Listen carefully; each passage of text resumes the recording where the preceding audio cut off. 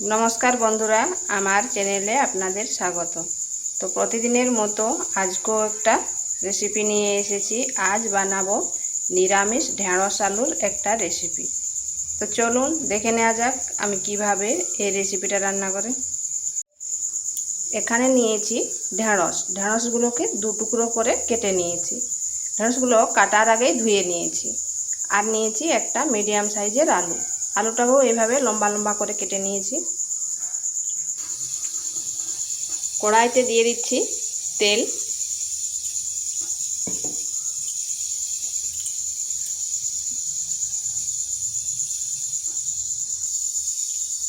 এরপর দিয়ে দেবো কেটে রাখা ঢেঁড়সগুলো।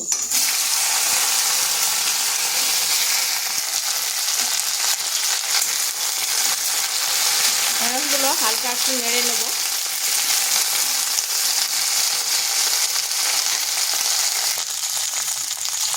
এখন কিন্তু আমি নুন দেবনি, আর আঁচটা হাই আঁচে রেখেছি।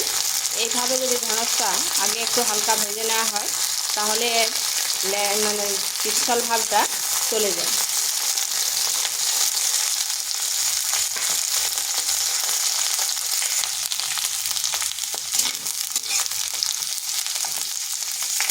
কয়েক সেকেন্ড মানে একটু ঢেঁড়সটাকে নেড়ে নিয়েছি। এরপর দিয়ে দিচ্ছি পরিমাণ মতো লবণ।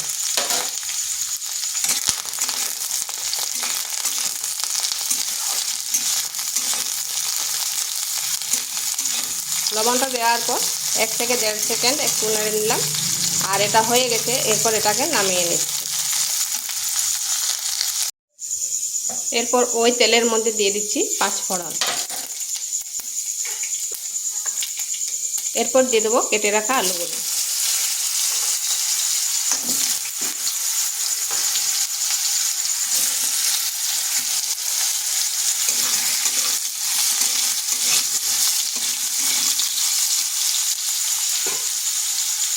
দিয়ে দিচ্ছি সামান্য হলুদ গুঁড়ো আর সামান্য লবণ। এরপর আঁচটা মিডিয়াম টু স্লো আঁচে রেখে করে এটাকে ঢাকা দিয়ে রেখে দেব 2 থেকে 3 সেকেন্ড। এখানে একটা মশলা করে নেব। নিয়েছি জল, দিয়ে দিচ্ছি জিরে গুঁড়ো, ধনে গুঁড়ো, সামান্য লঙ্কার গুঁড়ো আর হলুদ গুঁড়ো। এরপর এটাকে এইভাবে গুলে করে রেখে দেবো বেশ কিছুক্ষণ। তাতে এর স্বাদটা আসবে বাটা মশলার মতো।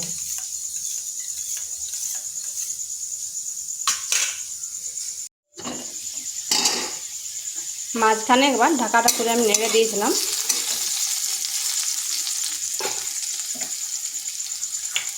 দিয়ে দিচ্ছি আদা আর কাঁচা লঙ্কার পেস্ট।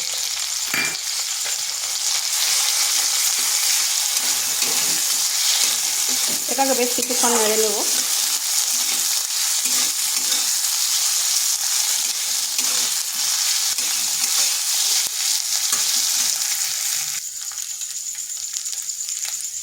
দিয়ে দিচ্ছি যে মশলাটা গুলে রেখেছিলাম।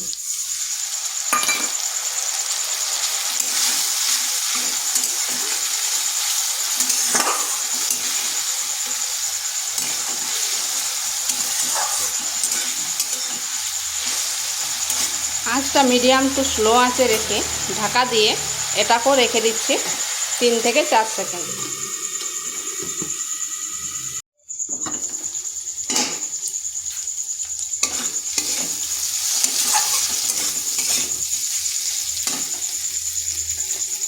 দিয়ে দিচ্ছি ঢেঁড়সগুলো। ঢেঁড়সগুলো মশলার সাথে ভালো করে মিশিয়ে নিচ্ছি। আর এখানে নুনটা একটু চেক করে নেবেন।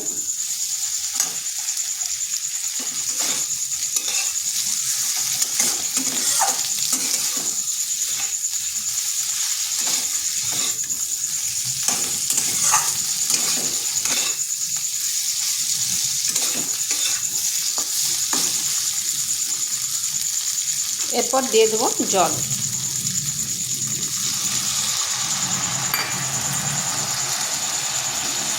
যে মশলার বাটিটা ছিল সেই বাটিটার জল দিলাম, আর একটু জল দিয়ে দিচ্ছি।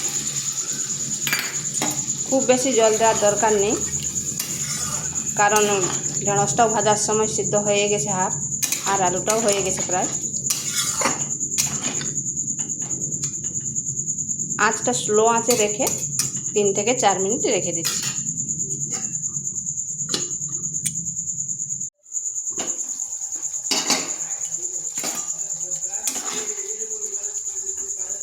দেখুন আলুটা খুব সুন্দরভাবে সেদ্ধ হয়ে গেছে। এরপর দিয়ে দিচ্ছি ভাজা মশলা।